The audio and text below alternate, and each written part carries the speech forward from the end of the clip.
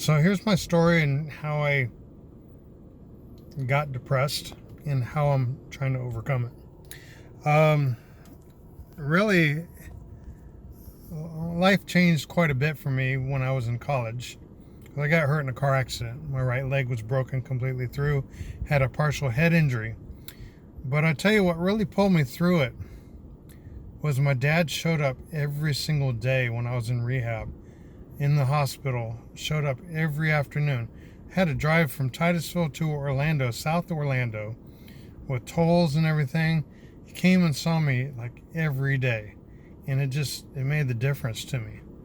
And there were some days I didn't know if I was really alive, where I was at, and it kind of changed our relationship because we had a strained relationship growing up. But I ended up finishing college, UCF, finance degree, became a financial advisor, did that for a long time. Got frustrated because they constantly find ways to take your commissions, and just like you can't have enough clients, you always need more, otherwise you're not going to make it. So eventually I got out the business, and back to my parents. My dad had a stroke about 12 years ago, and he had prostate cancer before that. Well, my mom had a stroke. It's been about 3 years now, 3.5 years, and he was having a hard time helping take care of her in his older age, and he was struggling with his health, and his prostate cancer came back. They sold their house, they moved in with us, and it was a struggle trying to help both of them, especially with my dad going to the hospital like every week. And he did until he finally passed from the prostate cancer, which was pretty sad. Went from being the son to being the parent, having to take him to bed and make sure he goes to the bathroom and this and that. It's quite a change. So being the caretaker for my parents has caused a lot of depression between me and my wife. And then my dad passing was even more depressing. But what's caused the greatest amount of depression is my lack of handling the finances.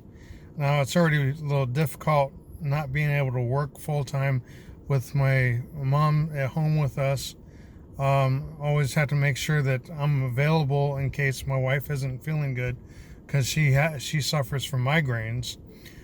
So I've had a long struggle with depression. It got so bad that I was ready to end my life on my birthday this past August. And I tell you, that day I went to Miami to watch a baseball game, and my daughter sent me a text and said happy birthday, and she loves me. And I tell you, that made just the whole difference. And then I come back, and my friend knew I was struggling, knew I needed to hear, a good friend. And he took me out to eat. He said, look, people would rather have you here than not. He said, you do make a difference. He says, you're one of the smartest people I know. And I was just like, well, you know what? You're right. I went to all these psychiatrist appointments, and I explained to them the struggles that I was having. I explained to them how I overcame them. The lady smiled at me and said, oh, but you have everything going for yourself. And you know what? It was when my friend told me, he says, look, people would rather have you here than not. And then, the next day I went to the gym, and I was, playing basketball, running up and down the court. I really wasn't playing.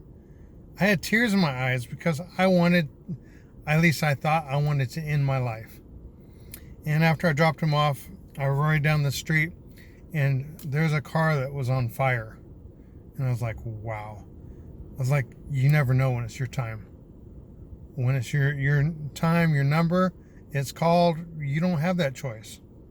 And then I was watching American Ninja Warrior, and I watched the young guy say that his dad committed suicide. And I was just like, I don't want my daughter to be the one saying that. I said, so I need to do more. And then the next week, I was able to talk to my wife, and I explained to her how I was feeling. And she said, yes, I do love you, and I would prefer you here than not. And that just meant everything to me, that the important people in my life wanted me here, that they confess their love to me, they prefer me here, that it's just up to me to do better. So I said I got to do more. And it was like the very next day, her son's grandmother passed away. And I was there to hold her, because she was mortified. And I was just like, gosh, I was like, who would be there for her if something happened to me? Hopefully nothing happens to me. But you see how I just changed from wanting to kill myself to end my life to I hope nothing happens to me. The big difference was having a support. Having a friend there that I could talk to, that could tell me, look, you're going to be all right. Everything's going to be okay. We'd rather have you here than not. And I tell you, if you don't have that friend, sometimes it's talking to a stranger. I would talk to someone at the gym. He said he was so depressed, he was in the hospital. It's just like, look, you need to talk about it. Just let me know. If you need to talk about it, let me know. Put a comment. Please share this message. I want, to be able to help other people. So I'm going to get onto it and start my motivational message every day.